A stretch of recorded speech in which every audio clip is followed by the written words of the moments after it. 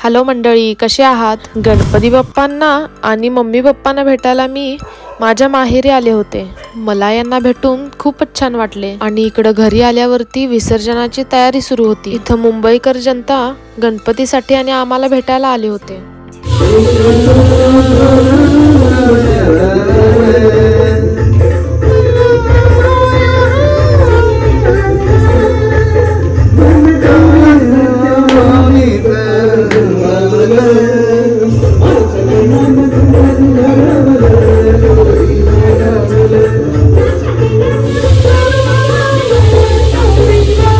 तर इथं साहेबांना गाण्यातलं काहीच येत नव्हतं, खरं ॲक्शन मात्र चांगली येत होती। साहेबांचं गाणं संपल्यावर आम्ही आरती करून घेतली। केवढ्यात गणपती बाप्पा आले आणि चालले हे समजलं पण नाही। गणपती बाप्पा घरी असल्यावर ना घरातले वातावरण खूपच छान असते।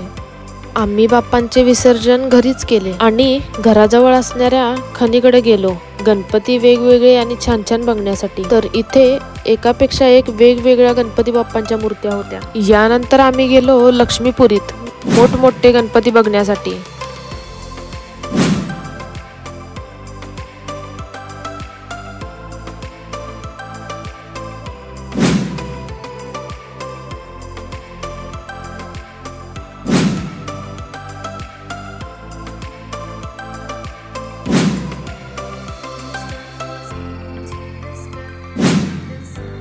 रविवार पेठेत समाज प्रबोधन करण्यासाठी स्त्री शक्ती बोर्ड लावले होते। स्त्रियांनी सक्षम झाले पाहिजे, स्वसंरक्षण केले पाहिजे याबाबत।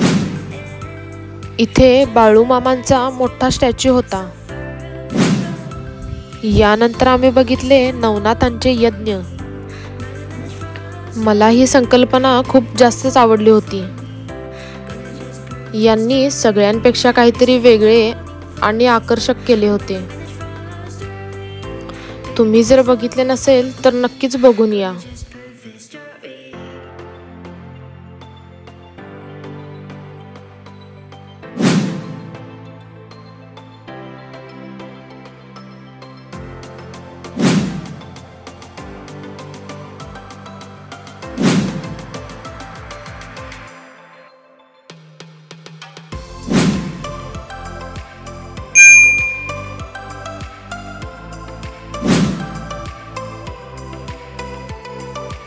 यानंतर आम्ही गेलो मेटल इल्युजन आर्ट बघायला।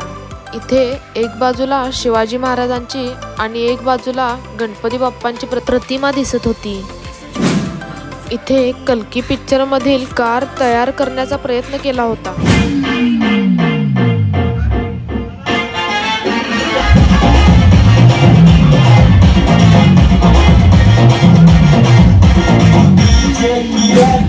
इथे लहान मुलांना एंटरटेन करण्यासाठी तात्या विंचू, वाघ, गोरिला असे बरेच कार्टूनचे प्रकार होते आणि साहेब पण बराच वेळ बघत बसले होते।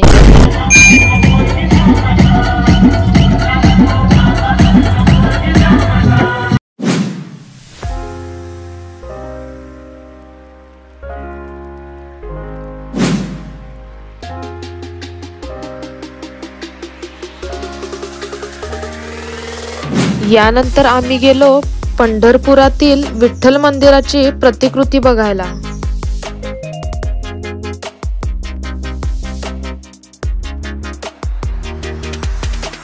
आम्हाला फिरून फिरून भूक लागली होती म्हणून आम्ही शेवपुरी खाल्ली। श्रीराम अवतारातील मूर्ती खूपच छान होती।